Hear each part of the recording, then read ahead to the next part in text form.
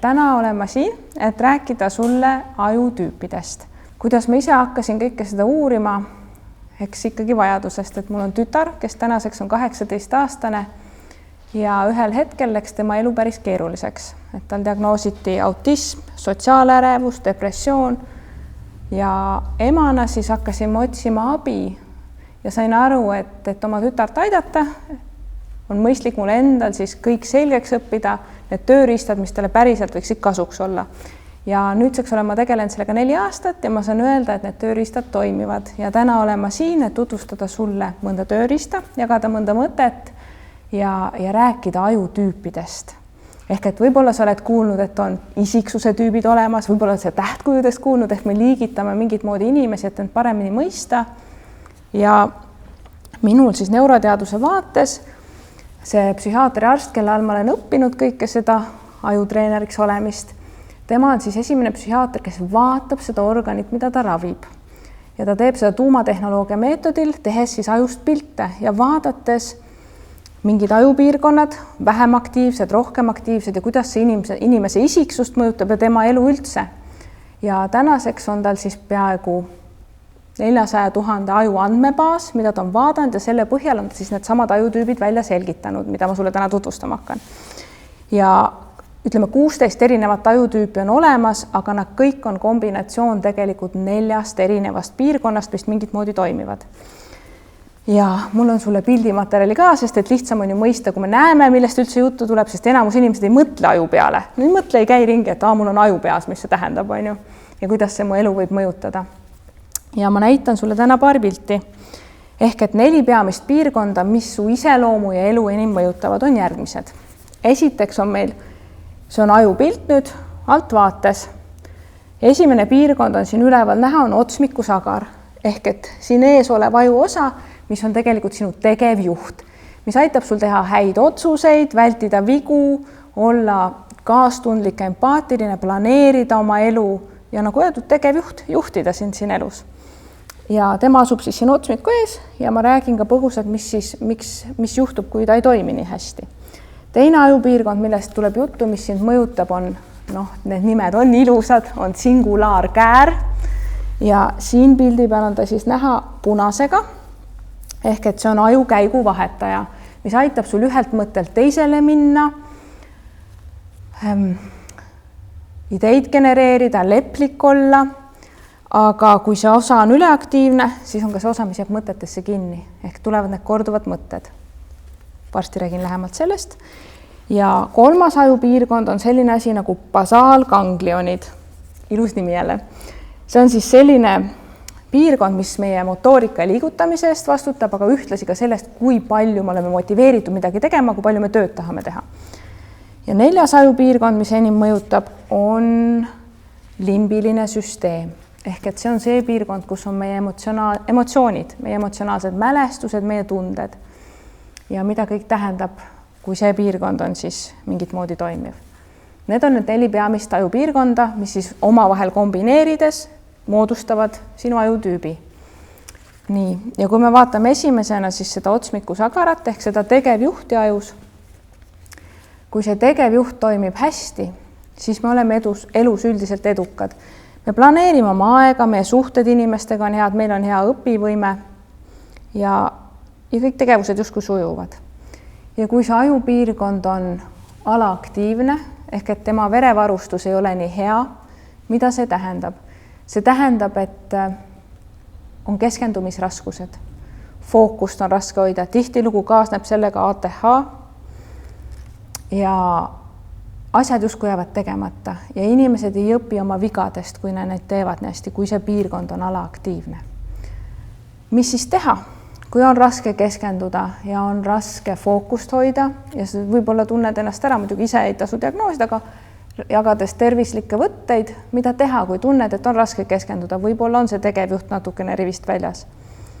Siis on mõistlik liikuda värskes õhus, sellepärast, et kui me vaatame seda pilti, siis siin on see pilt ühtlane. See tähendab, et verevarustus ja aktiivsus siin ajus ja see piirkonnas on ühtlane. Ehk kõik, mis toimib hästi, funktsioonidena ligipääs hea.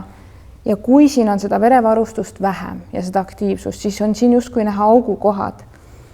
See tähendab seda, et mitte päris füüsilised augud ei ole ajus, aga siin ei ole aktiivsust nii palju ja verevarustus ei ole nii hea. Ehk et me ei saa seda piirkonda justkui nii hästi enda kasuks tööle panna. On raske keskenduda, ei saa asjad tehtud, ei õpi vigadest ja võib-olla kodutööd ja muud tööd jäävad tegemata. Siis on mõistlik seda piirkonda aktiivsemaks muuta ja seda saab teha järgneval moel. Värske õhu käes liikudes, sporti tehes ehk kellel iganes on keskendumisraskused, siis see tõesti on nii lihtne, kui sa liigud õues värske õhu käes ja minimaalne, mis sa saaksid ja võiksid teha, et oma keskendumisvõimet parandada, on teha 20-minutilist spurtkõndi. See tähendab, lähed õue, kõnnid rahulikult ja siis minut-2 kõnnid nii kiiresti, et süda hakkab lööma. Läksin nüüd mikrofoni vastu. Ja sa tunned, kui su süda peksab või sa teed trenni, eriti värskes õhus, siis see näitab, et su veri liigub paremini ringi, mis tähendab, et see veri läheb ka ajusse paremini ja see sama piirkond saab rohkem verd, mis tähendab, et ta saab ka õhku ja hapnikku rohkem. Ehk see sama ligipääs sellele piirkonnale, et sa seda piirkonna tegevust saaks ära kasutada, muutub paremaks, su keskendumisvõime muutub paremaks, sul on lihtsam asju ära teha. Ja mis seda piirkonda veel pärsib, mis sa võiksid teha, kui sa tahad seda parandada, enda keskendumisvõimet ja seda, et sa oled edukam, siis on kõiksugu ebatervislikud suhkrulised joogid, maiustused, kõik see, mis tegelikult see toit, mis ei ole võimalikult loodusest või kodus tehtud. Ehk et see ebatervislik toit, see pärsib samamoodi sinu keskendumisvõimet ja seda, kui lihtsasti sa saad asju ära teha. Ehk sellised väiksed võtted aja pikku annavad suure muutuse. Neid teha on lihtne, aga tihtilugu me neid ei rakenda, sest mõnikord asjad tunduvad liiga lihtsad, et neid uskuda. Aga see on siis põhimõtteliselt see, et kui meil on otsmikusagarala aktiivne, siis see inimene on spontaanne ajutüüp. Ehk et ta teeb otsuseid järsku ja mõtlemata tagajärgedele. Ja tihtilugu kaasnevad siis niisugused ebameeldivad tagajärjed. Küll aga tahan ma mainida, kui kuulaja on nüüd noor ja teismeline, siis see sama otsmikusagar tegelikult noortel alles areneb. Ja ta saab valmis tüdrukutel 25. eluaastaks ja poistel 28. eluaastaks, mis tähendab seda, et tegelikult täiesti täiskasvanu oled sa 25-28 aasta vanuselt. Mis sellega siis peale hakata? Siin on nüüd hea tõdeda, et ka mu tütar oli üllatunud ja algul talle see ei meeldinud, on see, et sinu vanemad on sinu need tegevjuhid, need head otsmikusagarad, sest neil on see piirkond välja arenenud, ehk et tihtilugu on mõistlik kuulata, mida lapsevanem siis ütleb või nõu annab, ehk et just see põhjus tagajärg, mis tagajärjed võivad asjadega kaasneda. Ma võin seda öelda, aga seda lihtne kuulda võtta võib-olla ei ole. Aga mis on veel hea teada, kui lapsevanemad peaksid seda kuulama, siis tihtilugu ju lapsevanemad kipuvad teismelistele ütlema, et mis nende teiste arvamus sulle nii väga korda läheb, need klassikaaslased ja koolikaaslased, mis nad arvavad, vahet ei ole ju, või ülikoolikaaslased. Siis vanematel on hea teada seda, et teismeliste ajus, ütleme siis 13-20 isegi, mõne puhul võib-olla 18 aasta vanuseni on ajus üks piirkond, sotsiaalne piirkond üleaktiivne, mis päriselt tekitab sellest teismelisest tunde, et kui ta sotsiaalselt ja sõprade poolt pole aktsepteeritud, et siis ta justkui on täiesti välja arvatud ja elu variseb kokku. See piirkond on lihtsalt hormonaalselt üleaktiivne. Ja teismelise jaoks tundub see kuuluvus sinna ringi nii oluline, et see on hea asi, mida lapsevanemal teada, et üksteist siis mõista ja toetada paremini. Nii, teine piirkond, mis ma siis tahan ära mainida, on singulaarkäär ehk see ajukäigu vahetaja. Kui see piirkond on üleaktiivne, alaaktiivne ta nii väga ei olegi, siis on rahulik, siis on mõttelt mõttele liikumine sujuv ja uude ideedega kaasaminemine on lihtne, aga kui see piirkond on üleaktiivne, siis me jääme mõtetesse kinni. Ehk et tekivad need korduvad mõtted, mis justkui ketravad ja ei lase olla ja tihtilugu, kuidas me ära tunneme inimese, kellel on see piirkond üleaktiivne, siis kui sa temalt midagi küsid, siis ta ütleb hästi kiiresti ei kohe vastuseks. Midagi ei sobi, ta ei tule kaasa asjadega ja ta on konfliktne ja hakkab vastandub igale asjale. Ehk et selle ajutüübi nimi on siis püsiv ja järjepidev ajutüüp, aga ka vastanduv. püsiv on ta sellepärast, et kui ta midagi otsustab ja jääb sinna kinni, siis ta naljalt, talle ei meeldi muutused, ta teeb neid asju, kordab neid asju. Ja siin siis selle ajutüübiga kaasneb võib-olla ka see obsessiivkompulsiivne käitumine on ja mõned autismispektri siis häirega inimesed on samuti see piirkond üleaktiivne. Selles ei ole midagi halba, ei ole ükski halb ega hea, vaid kogu selle ajutüüpide eesmärk on teada oma ajutüüpi ja siis tasakaalustada neid. Kui midagi on üleaktiivne või alaaktiivne, siis tasakaalu poole liikuda. Ja kui need mõtted siis ketravad ja ei lase olla, siis mida teha? Jällegi, täpselt nagu aitas spontaanse tüübi puhul ja see on universaalne võte üldse aju tasakaalustamiseks, on sport ja liikumine, eriti värskes õhus. Selle siis mõtetesse kinni jääva ehk püsiva ajutüübi puhul liikumine aitab rahustada seda osa maha. Ja eriti hea on batuudil hüppamine selle ajutüübi jaoks, sellepärast, et meie teine aju on meie soolestik. Ja püsiva ajutüübi puhul on tihti lugu sellisest õnnehormoonist nagu serotoniinist inimesel puudu. Aga enamus sellest serotoniin õnnehormoonist toodetakse meie soolestikus peaaegu 90%. Ehk et kui mõtted ketravad ja jäävad kinni ja justkui ei lase olla ja konflikti otsimine toimub ja vastandumine, kõik tundub justkui ei ja muutused ei meeldi, siis üks võte võiks olla kas kodus või kuskil batuudikeskuses aeg-ajalt hüppamas käia. Sest et üles-alle hüppamine aitab soolestikul toota seda serotoniini juurde, mis omakorda rahustab seda mõtetesse kinni jäävat ajuosa maha.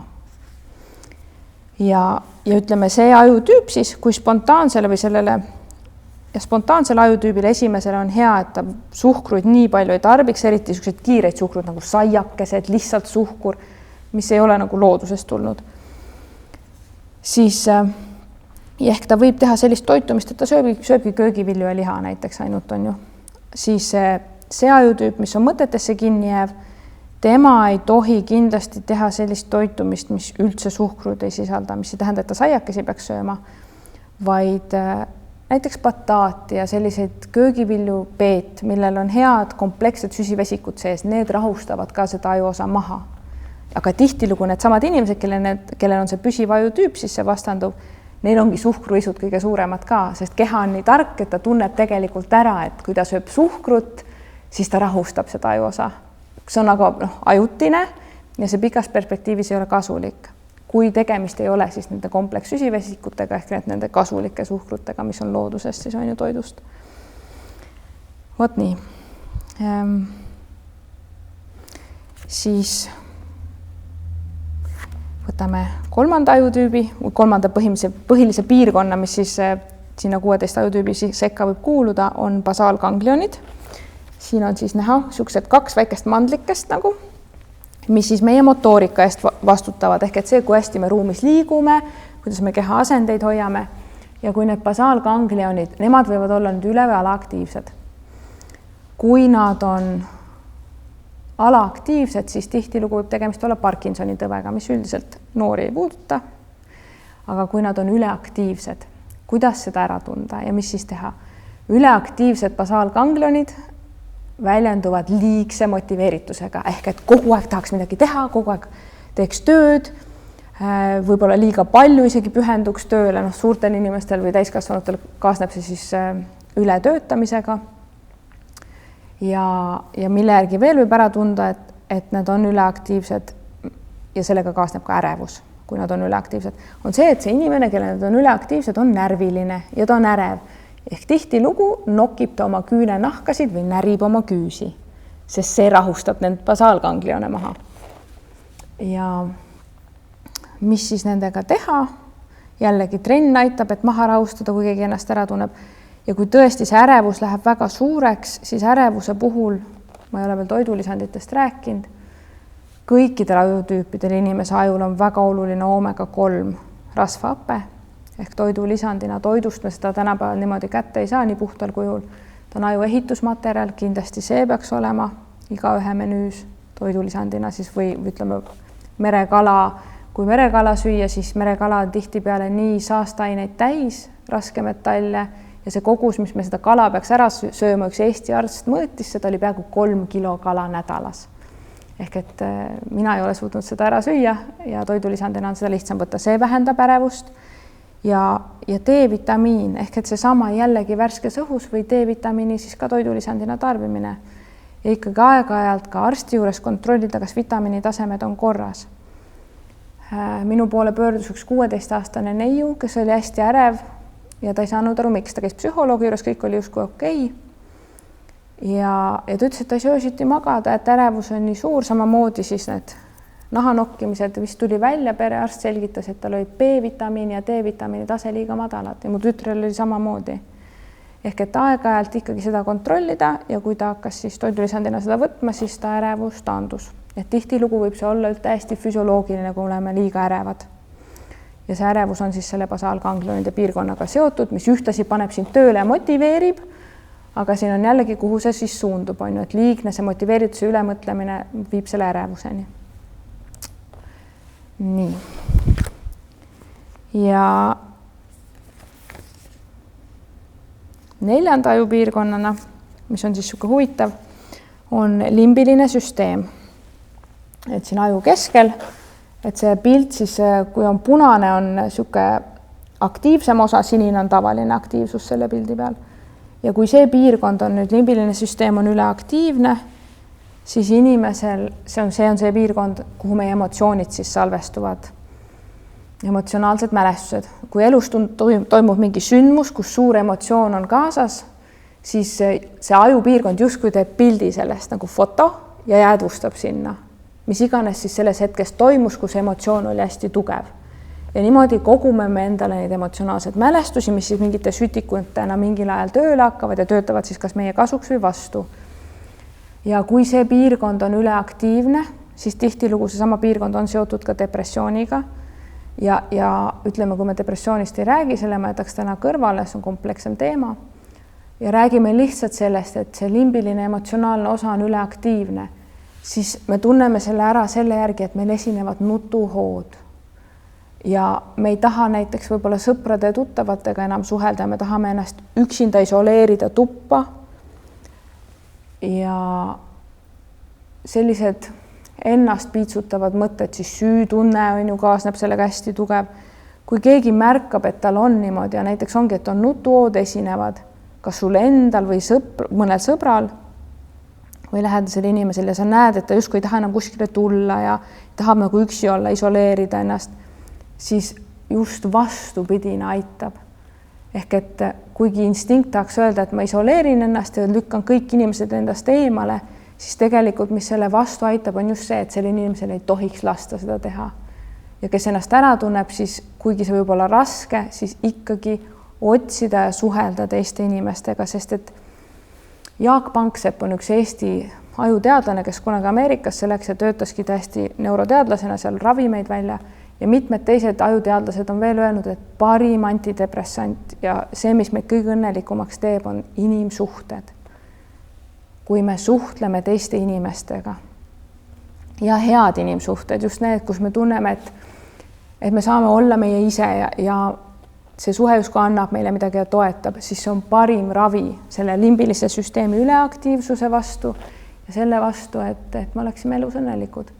Et kunagi Harvardi siis pikim uuring, mis tehti, vist kestis 70 aastat, õnnelikkuse uuring, et mis on siis päriselt inimesel õnnelikuks eluks vaja. Ja see tulemus oli, ainuke asi, mis leiti, oli see, et vaadati siis inimesed, kes juba kooli ajast, kuni siis nad olid täiesti pensionil. Ja mis tuli välja, siis ainuke asi, mida sai kindlalt väita, oli see, kui need olid head inimsuhted, sõprade, kolleegide, kellega iganes läbi elu. Need inimesed olid kõige õnnelikumad. Ja seda on hea teada, ma usun, eriti kui sa kuulad seda meie ühiskonnast täna, kus see, mis siin COVID ja kõigi asjadega toimus, aga ka telefonid ja kogu see internet ja sotsiaalmeedia, kuidas me justkui oleme ühendatud, aga tegelikult me oleme üksteisest nii kaugeks jäänud. Ja mis ma näen oma tütre puhul ka, millest see sotsiaalärevus tuleb, tegelikult kõik on ju suhtlus, suhtlus on oskus, mida tuleb harjutada isegi, kui me seda alguses ei oska. Ja see, kui me oleme tõesti küll telefonis, siis me ei õpi seda suhtlust üks ühele inimeselt inimesele päris elus. et AI ja kõik, mis siin areneb, siis see on kõik tore ja see kindlasti viib inimkonda edasi, on kasulik ja põnev, aga sealjuures siis mitte ära unustada sinu aju ja sinu vaimse tervise ja õnnelikkuse nimel seda, et päriselt inimestega kokku saada ja suhelda. Ja see on üks parimaid aju tasakaalustajaid ka, kui me suudame õppida suhtlema rahulikult, sõbralikult, enda piire kehtestada. Ja ma tahan mõned põhimõtted veel kaasa anda, lisaks siis nendele ajutüüpidele. Aga ma mainin ennem ära, et kui me vaatame kõiki neid ajutüüpe, siis mina olen ajule lähenenud niimoodi, et on raudvara ja tarkvara, ehk et meil on see füsioloogiline nagu masin, kui sa vaatad arvutit, et on nagu see masin, mis on see kast siis on ju, või tänapäeval on need sellised õhukesed ja peenemad läpakas, see füüsiline ja siis on see tarkvara ehk need programmid, mis seal peal jooksevad. Mõlemaid on vaja. Ja tihtilugu me ei saa aru, me tunneme ennast halvasti ja me ei saa aru, millest see tuleb. Siis see võib olla täiesti sellest, et see arvuti kui kast ise, ehk see raudvara ei toimi. Siis on mõistlik vaadata üle, kas järgmised asjad on korras. Uni. Kas sa magad piisavalt iga öö ja su aju tahaks vähemalt 7-8 tundi iga öö magada, sellepärast, et ajul on oma puhastussüsteem, lümfisüsteem, mis igasugust jama sealt ajust siis välja puhastab, mis sinna koguneb, kas saasteained, jääkained ja muud, mida on vaja puhastada, aga see süsteem hakkab tööle ainult siis, kui sa magad öösel, muidu ta ei tööta. Ja kui me tunneme ennast halvasti, siis esimene asi, mida vaadata, on see, kas ma magan piisavalt, kas ma magan 7-8 tundi, aga mitte ainult. Sest aju tahaks niimoodi, et sa lähed magama iga õhtul 30-minutilise täpsusega, sest et aju ja kogu keha tahab töötada tegelikult päevarütmi, valguse ja kellaaja järgi. See on esimene asi, kus ennast näiteks hästi ei tunne, kuidas tasakaalustada kõiki neid erinevaid ajutüüpe, siis liikudes selle tasakaalustüübi poole, kus kõik toimib justkui ilusti. Ehk see tarkvara ja siis see raudvara, see masin, see arvuti su peas töötab hästi. Siis kui sa magad piisavalt, siis vaata, kas sa jood puhast vett piisavalt. Ja siin võiks olla rusikareegliks see, et jook on ainult vesi. Ja kui me räägime smuutist, siis tervislikku smuutit võib võtta toiduna. Aga limonaadid, kõik suhkrused joogid, nad ei ole su ajule kasulikud, vaid puhast vett tarbida. Ja hea on meeles pidada näiteks sellist, mis mulle on siis õpetatud, et päeva esimeses pooles umbes iga 2 tunni tagant vaatad, kas oled klaas vett ära joonud. Ja kui sa ei ole, siis üks asi, mille järgi saab hästi aru, et on ajul ka vedeliku puudus, on see, kui su huuled hakkavad kuivama. Siis sa hakkavad kuivaks muutuma, siis on ka ajul vett natuke vähe. See on niisugune hea rusikareegel. Ehk siis uni, puhas vesi, värske õhk, liikumine ja tervislik toitumine. Ja see ongi nii lihtne, aga seda teha ei ole kerge alati. Aga see on hea teada. Ja kui ma räägin siis tarkvarast ja raudvarast aju puhul, ehk et see arvutiprogrammid, mis seal justkui jooksevad, see superarvuti siis siin peas on ju, ja see kast, mis töötab, siis nad suhtlevad omavahel, et ei ole ainult niimoodi, et midagi on nagu füsioloogiliselt paigast ära, et nagu füüsilise ajuga midagi on, nad sõltuvad üksteisest. Kui me hästi kaua mõtleme mingeid mõtteid või loome endale, kuidas ma siis seda ütlen, ütleme, see tarkvaraprogramm jookseb kuidagi niimoodi, mis meid ei toeta. Ehk et me süüdistame ennast, kritiseerime ennast, siis hakkab ka seda füsioloogilist aju mõjutama. Ja vastupidi, kui me ei maga, ei joo puhast vett, ei toitu, ei tee trenni, siis see hakkab ka meie mõtteid mõjutama. Ehk see, kuidas see tarkvara jookseb, et nad on omavahelises seoses, ehk mõlemaga peaks tegelema, mõlema eest hoolitsema. Mis siis teha? Minu eesmärk on, kui ajuteadus on keeruline asi, võimalikult lihtsaks asja teha. Ja pole midagi teha, sellised lihtsad harjutused, mis võivad tunduda naljakad, aga nad töötavad. Ja kõik on neuroteadusega tõestatav. Ma jagan paar võtet, siis, mida võiks kasutada enda toetamiseks raskel ajal või selle aju tasakaalustamiseks veel. Esimene asi on see, et sa võtad oma käe ja see võib tunduda totakas ja sa vaatad oma sõrmi ja vaatad, kuidas liiguvad. Siis sa paned selle käe endale siia õla peale ja patsutad ja ütled midagi head endale.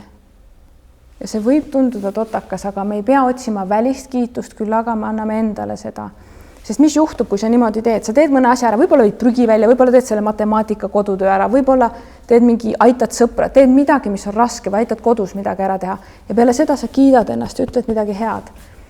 Siis dopamiin on selline saavutushormoon ajus, mis paneb sind tegema lihtsamini neid asju, mis on sulle kasulikud.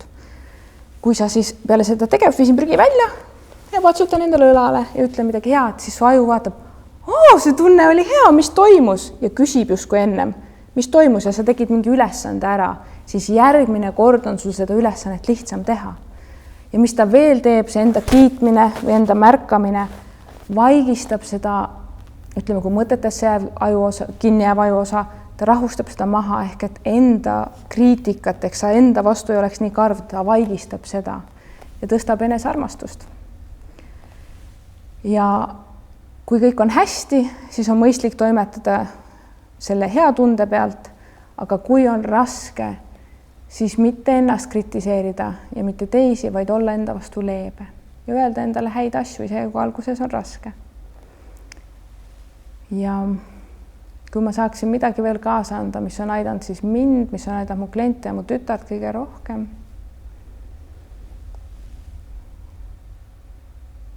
on peegliharjutused, aga iseenesest, kas keegi on nõus seda tegema, ma jagan ühe. Sa lähed peegli ette, vaatad endale silma ja silma vaadates ütled oma nime, mis on kõige tähtsam sõna sinu jaoks. Ütled oma nime ja ütled, ma olen su üle uhke, sest. Ja siis sa nimetad 7 asja, mille üle sa oled iseenda üle uhke. Sa ei valmista neid ette, vaid hetkes, mis su seest välja tulevad ja vaatad endale silma. Kui sa selle oled ära teinud, siis teise sammuna sa samas peegli ees vaatad endale silma ja ütled, ma annan sulle andeks. Ja mis iganes 7 asja su seest tuleb, mis sa endale tahaksid andeks anda, mis tuleb, mida sa võib-olla ette ei teagi. Võib-olla sa annad endale andeks, et sa ütlesid jaa, kui sa oleks tahtnud öelda ei, võib-olla sa annad endale andeks, et sa ei pidanud mõnda lubadust endale või mis iganes. Ja jälle 7 asja siis. Ja 3. sammuna vaatad sa seal endale silma ja ütled oma nime, jälle esimese asjana ütled, ma luban sulle, et. Ja mida sa endale siis lubad? Mis su seest välja tuleb? Ette seda mõelda ei saa ja tee seda 30 päeva. See sama harjutus on kliinikutes depressioonis inimesi aidanud isegi depressioonist välja, ehk et sellest on ainult võita, kui seda proovida. Ja rahustavate võtetena ma jagaks ka paar asja kaasa, kui on ikka väga raske olukord, siis 2 võtet, mis aitavad täiesti paanika hoo korral ka. Esimene võte on füsioloogiline ohe, mis on kõige kiirem närvisüsteemi reguleerimis, kui sa endast välja lähed ja see käib niimoodi. Nina kaudu hingad 2 korda sisse kiirelt ja suu kaudu välja. Ta avab su rinnakorvi, annab südamele rohkem ruumi, et süda saaks rahuneda, kui hakkab paanikahoog või ärevus tekkima.